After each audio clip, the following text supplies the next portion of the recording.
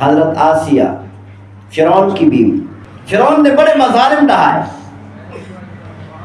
حضرت آسیہ نے اپنے شوہر فرعون کے مظالم کو برداشت کیا، اپنے شوہر فرعون کے تشدد کو برداشت کیا، تکلیفوں کو برداشت کیا،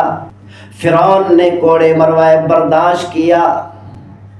فرعون نے زمین پر حضرت آسیہ رضی اللہ تعالیٰ عنہ کو لٹا کر ہاتھ اور پاؤں کے اندر کیل گاڑ دیے برداشت کیا، زمین پر لٹا کر سینے کے اوپر من و من پتھر رکھ دیے برداشت کیا۔ جب ظلم کی انتہا ہو گئی، فرعون نے آخر میں ایک بہت بڑی چٹان حضرت آسیہ رضی اللہ تعالیٰ عنہ پر گرانا چاہی۔ جب حضرت آسیہ رضی اللہ تعالیٰ عنہ نے دیکھا کہ میرا شوہر فرعون اتنی بڑی چٹان مجھ پر دور سے اونچائی سے گرا رہا ہے، چیخ نکل گئی، اے میرے پروردگار، فرعون کے سارے مظالم میں نے برداشت کیے، اس کی ساری تکلیفیں برداشت کی۔ اذ قالت رب ابن لی عندک بیتا فی الجنہ، حضرت آسیہ کی چیخ نکل گئی، عرض کرنے لگی، پکار اٹھی۔ اللہ تعالیٰ نے حضرت آسیہ کی پکار کو سنا بھی صحیح اور قبول بھی فرمایا، اور قیامت تک کے لیے قرآن کا حصہ بنا دیا۔ اللہ تعالیٰ نے فرمایا، اذ قالت رب ابن لی عندک بیتا فی الجنہ، حضرت آسیہ کی چیخ نکل گئی، عرض کرنے لگی، ہے میرے پروردگار، میں نے فرعون کے مظالم برداشت کیے، اپنے شوہر فرعون کی تکلیفیں برداشت کی، ظلم و تشدد کو برداشت کیا، اب تو ظلم کی انتہا ہو گئی، اے میرے پروردگار، اپنے پاس جنت میں میرے لیے محل بنا دے، وَنَجِّنِي مِن فِرْعَوْنَ وَعَمَلِهِ، اے میرے پروردگار، مجھے فرعون اور فرعون کے ظلم و ستم سے نجات عطا فرما، وَنَجِّنِي مِنَ الْقَوْمِ الظَّالِمِينَ، اے میرے پروردگار، مجھے اس ظالم قوم سے نجات عطا فرما۔ جب اللہ تعالیٰ نے دیکھا کہ فرعون کے حواریوں نے اتنی بڑی چٹان اونچائی سے حضرت آسیہ پر گرا دی، اس چٹان کے پہنچنے سے پہلے اللہ تعالیٰ نے حضرت آسیہ کی روح کو قبض کر لیا۔ پریشانی نہ ہو، آج کل عورتیں یہ شکایت کرتی ہیں کہ ہمارا شوہر ظالم ہے، تشدد کرتا ہے، ہمیں پریشان کرتا ہے، ہمیں تکلیفیں دیتا ہے،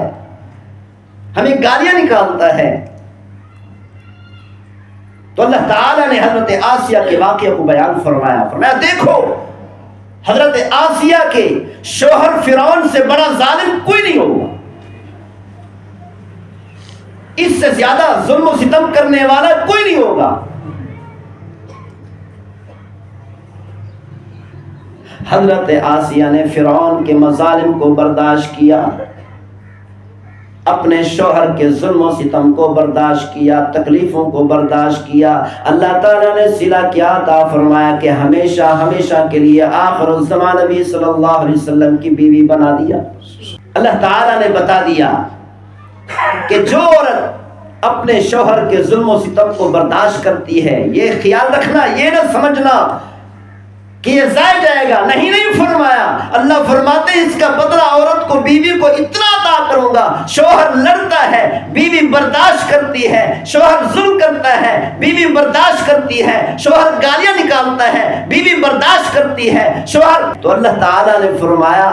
ایسا انعام عطا کروں گا قیامت والے دن کی عورت دنگ اور حیران رہ جائے گی۔ جیسے حضرت آسیہ کو اللہ تعالیٰ نے انعام بہت بڑا ایسا انعام دیا،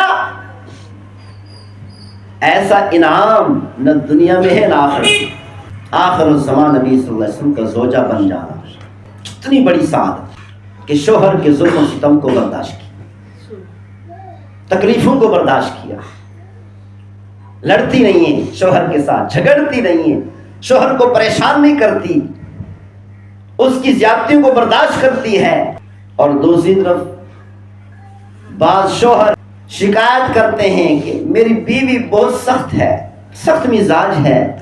لڑتی ہے، جھگڑتی ہے، پریشان کرتی ہے۔ جو شوہر اپنی بیوی کی تکلیفوں کو برداشت کرتا ہے، جو شوہر بیوی لڑتی ہے پھر بھی حسن اخلاق سے پیش آتا ہے، بیوی جھگڑتی ہے پھر بھی اپنی بیوی سے محبت سے پیش آتا ہے، لڑتا نہیں، جواب میں جھگڑتا نہیں ہے، اس کو معاف کر دیتا ہے، تو ایک انعام اللہ دنیا میں عطا کرتے ہیں اور ایک انعام اللہ تعالیٰ قیامت والے عطا کرتے ہیں۔ جس شوہر کی بیوی لڑتی ہے، جھگڑتی ہے، وہ شوہر اپنی زندگی میں دیکھے، غور و فکر کرے، اپنی استطاعت کے مطابق دیکھے کہ اس شوہر کی استعداد سے، اس کی طاقت سے اللہ تعالیٰ نے اس شوہر کو زیادہ ترقیاں عطا کی۔ جو شوہر بیوی کی تکلیفوں کو برداشت کر کے معاف کر دیتا ہے، حسن اخلاق سے پیش آتا ہے، اللہ تعالیٰ دنیا میں انعام عطا فرماتے ہیں کہ جس شعبے میں چل رہا ہے اس شعبے میں بے بہا ترقیاں عطا کی۔ اللہ تعالیٰ نے قرآن مجید فرقان حمید میں ارشاد فرمایا وَمِنْ آيَاتِهِ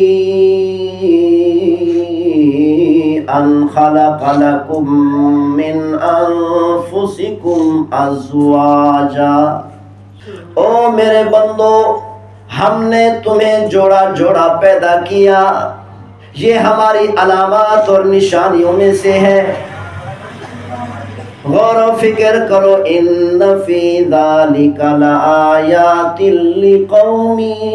یتفکرون۔ اللہ تعالیٰ نے فرمایا تم غور و فکر کر کے دیکھو، تم مجھے غور و فکر کر کے بتاؤ کہ میں نے تمہیں جوڑا جوڑا پیدا کیوں کیا۔ اللہ تعالیٰ نے اس کا جواب خود ارشاد فرمایا لِتَسْكُنُوا